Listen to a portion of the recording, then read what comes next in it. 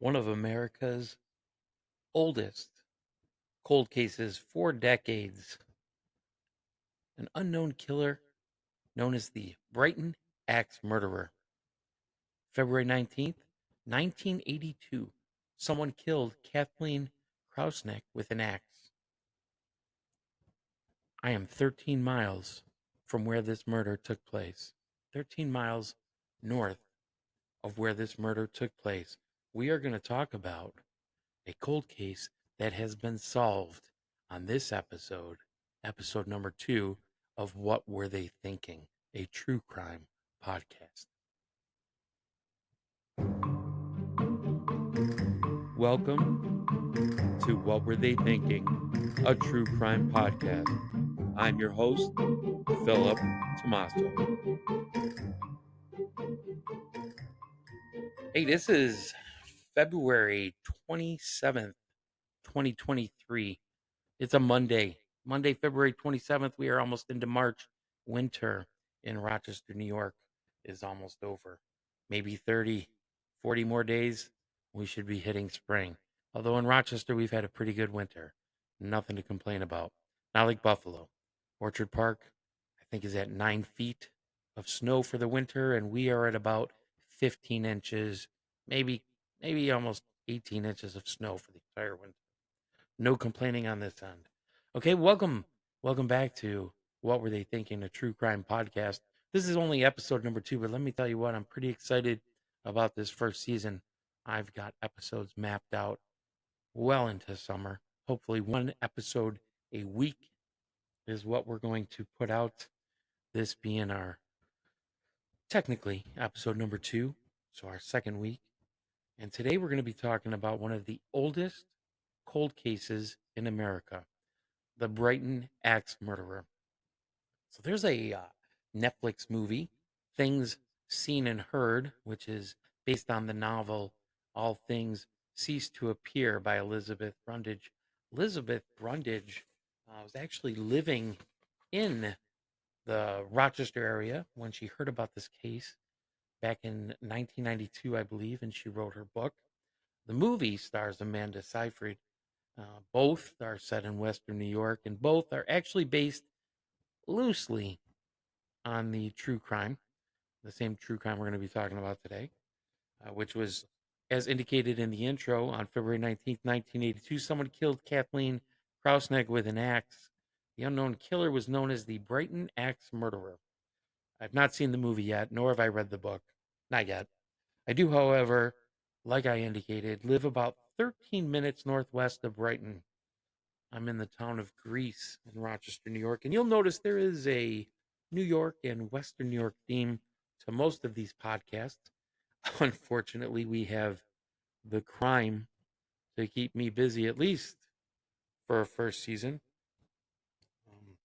But the point of this podcast I thought was interesting right now is because very recently this unsolved cold case was solved. So that's I thought, wow, this is perfect timing with the new podcast. So we're going to move right in on this. One other thing I wanted to point out, I did hear that this is where having a co-host is going to be wonderful, and we do have a co-host lined up, and hopefully she will be participating soon. I think you'll enjoy listening to her as well. But right now it's just me, so I'm talking to myself as ideas pop into my head. However, I did recently hear there will be a 48 Hours episode starring Aaron Moriarty about the 1982 death of Kathy Krauseneck, who was killed. I don't want to give away any secrets. Was killed by her husband Jim. Moriarty will report on the murder and the case against the husband, and has an interview with his current wife, Jim's current wife, Sharon, lined up for that episode, which I'm looking forward to. So let's dive into what I am calling the Brighton Ax Murderer, episode number 2. In Brighton, on 33 Del Rio Drive, on February 19th, 1982, someone did kill Kathleen Krauseneck with an axe.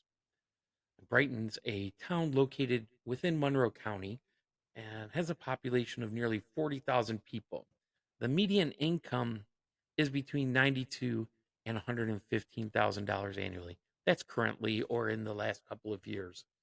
Um, it's located on the southeastern border of the city of Rochester, and it's not uncommon to find lawyers and doctors and uh, white collar living in houses along winding neighborhoods where Jim Krauseneck lived.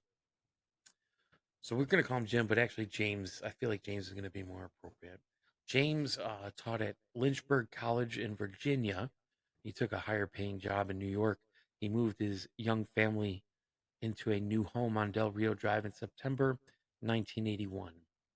James's new position was an upper management role with the Eastman Kodak Company. Let me just point out that I worked at the Eastman Kodak Company as well for 19 years, from 1991 until 2009, till the very end of 2009.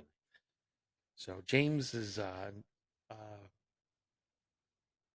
working at the same company I did. It's just so eerie that we live so close together. And although in 1981, when he moved, I was 11. So I'm a little younger. I was 11 years old in 1981. I'm not young, but I was younger then. Um, this was during a time, though, when the once giant film manufacturer was considered perhaps the best company in the country and the county to work for, with only at the time I feel like they employed well over 60,000 people, where when I left in 2009, maybe we were down to 5,000 people. So Kodak has taken a major turn from the 80s to the 90s to the 2000s. So with only one vehicle, 29-year-old Kathleen, Jim's wife, found herself home most days with their 3.5-year-old daughter, Sarah, and they had a golden retriever, Amicus. On Friday evening, a little before 5 p.m. on February 19th, 1982, a neighbor states that James showed up at her door, holding his daughter in his arms, and that the color was completely drained from his face. When police arrived, James told officers he'd come home from work and found his wife dead in the bedroom. Kathleen was found on the bed by police. When they went into the house, she was on the bed with embedded in her skull was an axe with a 2.5 foot handle. And the axe was from the couple's garage, so it was their axe. Lieutenant Gary Printy, who was in charge of the investigation at the time for the Brighton Police Department, indicated the 30-year-old Kodak employee, that's James, left his Del Rio Drive home between 6 and 7 a.m. on that Friday morning. With a meeting in the morning and several people as witnesses, police had no reason to believe James was not at work when he said he was. So James also told police when he came home that evening, Sarah, his young daughter, was locked away and safely in her own bedroom, and the child was unharmed. Lieutenant Printy indicated evidence showed the crime might have begun as a robbery. And the lieutenant said, I'm not looking at any suspect right now. I just don't have any. So he was very open, very honest with what facts he had at the time. Printy said that Mrs. Krauseneck had been wearing night clothes and was probably asleep in her bed when she was killed. So let's take a step back. So police suspected the murder occurred sometime during the morning hours. They believe Kathleen was asleep at the time she was murdered, and there was no evidence at the scene indicating Mrs. Krauseneck had been sexually assaulted. So what do we got? We got James leaving for work between what did I say here? Pretty early, and then his wife's still sleeping or in bed anyway. Somebody breaks in, and then they hit hit her in the head with an axe. They bury the blade into her skull. Um, so Lieutenant Prinny said that it could have been like 8 a.m., it could be 9:30, or it could have been earlier. He said he was unable to pinpoint a time yet, and that they wouldn't know for sure until they got the medical examiner's report. A spokesman for Monroe County Medical Examiner's Office said tests had not been concluded. Um, it looks like There was a break-in at the rear of the house, the lieutenant had explained. First floor window was smashed in. There was glass from the window was found on the kitchen floor, along with a tea tray, a plastic bag, and cream and sugar bowls. So I read this in a lot of the research that I did, and I thought for sure, oh, this is going somewhere. This tea tray and the plastic bag and the cream and sugar bowls, it's mentioned everywhere. Yeah. It doesn't go anywhere. I don't want to give away anything, but it doesn't go anywhere. But Kathleen's purse was open and had been gone through. However, nothing of any value was missing from the home. So what they thought started as a robbery looks and feels like a robbery. And for whatever reason, they don't take anything. Yet they go to the garage, they get an axe, or they already got the axe from the garage, and decided to kill Mrs. Krauseneck. So for me, it's not making sense for me. But I'm not a detective and I'm not a lieutenant with the Brighton Police. So for the record, also I just want to point out Amicus, the family dog, was found safely locked down in the basement. So the young daughter Sarah, and Amicus were both safe. Although the axe had no fingerprints on it, there was evidence of a disturbance with the silver trays and such moved about. And police did find a rug from the home's downstairs basement. It was hanging in the garage and it was wet. Police wondered if the scene had been staged. Lieutenant Prenti explained things were too neat, and when burglars go in the house, they're in a hurry. They're not very neat people, which makes sense. They smash the glass, right?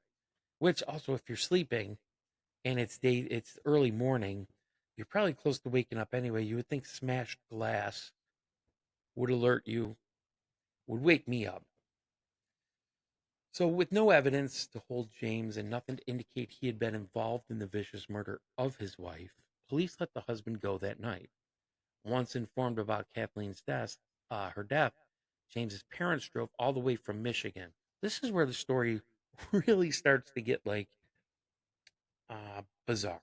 Okay, so James's parents drive all the way up from Michigan, and he told police he would return to the station. James did. He told police, I'll return to the station in the morning. And then he and his daughter went back to Michigan with his parents. When he's in Michigan, James hires a lawyer, then refused to allow police to talk with his daughter or to interview him any further. And in fact, James never again asks the police how close they are to solving this crime. This is the end of it for James. She's dead. He gets released. He goes to Michigan. He hires a lawyer, never questions what the police are doing to find his wife's killer. So, with a hired lawyer, uh, he's probably been advised don't talk to the police. Don't let your daughter talk to the police. I get that. I get that to an extent. But just as the husband whose wife was just murdered, you're going to have questions if you're innocent. If you're innocent, you're going to have questions. What happened? How close do you have? What suspects do you have? What happened at my house? He didn't. So the Brighton Ax Murderer case was left unsolved and became one of America's oldest cold cases over 4 decades. So what happened with the Krausenecks, right? That's probably what you're wondering. So James and Kathleen had attended the same high school, but didn't really notice one another until they were both students at Western Michigan University. And at this point, the couple then married in 1974. So in 1978, about 4 years later, James allegedly completed his doctoral dissertation, but trouble loomed when Kodak officials began second guessing James's PhD when he couldn't produce credentials to back his educational claims. Bizarre. Kathleen told friends her husband was distant when home from work, was often angry and at times very short tempered. Police believe James spent nights sleeping in the den, not in the same bedroom with his wife. With the marriage strained, Kathleen talked to friends about taking Sarah and just leaving James. So we've got some on the rocks kind of situation here. So we fast forward um, a near and mere 40 years, and here we are in 2015. I know it's 2023 right now, so it's over 40 years since this has been a cold case. But in 2015, prosecutors worked with the Brighton Police Department and the FBI, Federal Bureau of Investigation, and the Monroe County Crime Lab, and Dr. Michael Baden, who's a physician and board certified forensic pathologist. They wanted to further review the facts of the case, or what few facts they had. Stored away evidence from the violent 1982 murder was now about to get re examined with more modern and advanced technology, which is really a cool thing. I watch a lot of cold case files and things where they take these old cases and they can do much more. And they're able to solve these cases that with DNA and tests that were not available before. I find it fascinating. Obviously, I find true crime fascinating. And I'm thinking you do too if you're here. So, anyway, over the decades, James lived his life. You know, he never was arrested. So, he held a multitude of prestigious positions with a number of Fortune 500 companies. He's got that PhD that is in question, but he has it regardless. In 1986, James remarried, but it only lasted 9 months. And by the 1990s, James married two more times. Two more times. Supposed to have four marriages total. God bless him. He and his most current wife, Sharon, and they're the ones that Sharon's going to be interviewed on 48 Hours. They lived in Seattle with James's parents living just around the corner from them. And then everything was going swimmingly, right? Decades are going by. Police are leaving them alone. They're able to continue as if there was never a murder, never a first wife with an axe in her skull. But once forensic labs tested the decades old evidence for DNA, the only DNA coming back was the DNA belonging to James, Kathleen, and their daughter, Sarah. Nothing about Amicus. I'm thinking their dog did not touch the axe or anything else that was in the house. But no, seriously, let me be serious. So the only DNA coming back was the DNA belonging to James, Kathleen, and their daughter, Sarah. With an indictment issued in 2019, James Krauseneck was charged with murder in 2020. He pled not guilty. After a jury trial in September of 2022, that's just a few months ago, James was found guilty for the killing of his wife, Kathleen, and could spend anywhere from 15 years to life in prison. This is what he was told in September of 2022. Then on November 2022, at 70 years old, James Krauseneck was sentenced to 25 years to life in prison for murdering his wife in 1982. So in 2022, at the very end of 2022, he was sentenced to 25 years to life in prison for murdering his wife back in 1982. 25 years is the maximum sentence allowed. Well, let's face it, the man is 70 years old at this time. That would make him 95 when first eligible. No, yeah, 95 when first eligible for a parole hearing. Not necessarily that he would get it, but at 95, during his sentencing, a grown Sarah, wow, and the mother of two living in Texas, said it is absolutely inconceivable her father could have killed her mother in such a brutal manner. And I do feel for Sarah. She doesn't know any better. She was just a child when this happened. She doesn't have probably any vivid memories of her parents' interactions as a couple. Not vivid ones.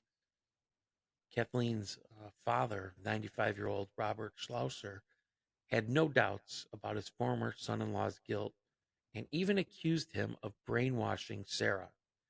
He said, "Jim, I hope you live for 100 years and enjoy your new home." This is what he said in his statement to the court. Judge Schiano said he lost no sleep over the verdict and said the images of Kathleen's murder were heinous, brutal, and unimaginable. Krauseneck's attorneys say they think they have a solid grounds for an appeal, and prosecutors say that they think the verdict will withstand appellate challenges, obviously. Both of them thinking they've got the upper hand on an appeal. I'm just blown away. One, I don't remember this in the news. I was 11 years old. Like I said, I was too young to remember this. However, the research I've done on it, it's amazing that it went on this long without getting anywhere until now.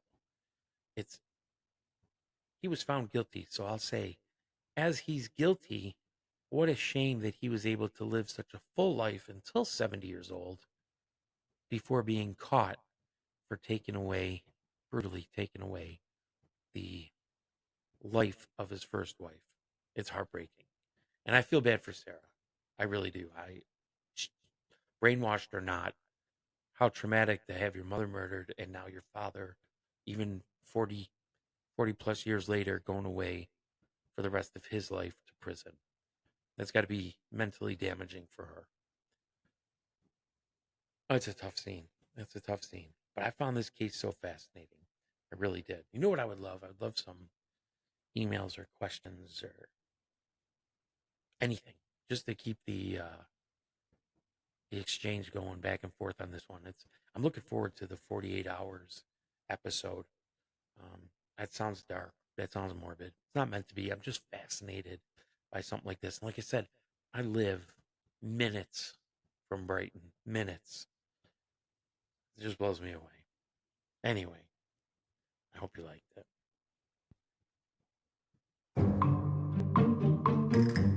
Thank you for listening to this latest episode of What Were They Thinking, a true crime podcast.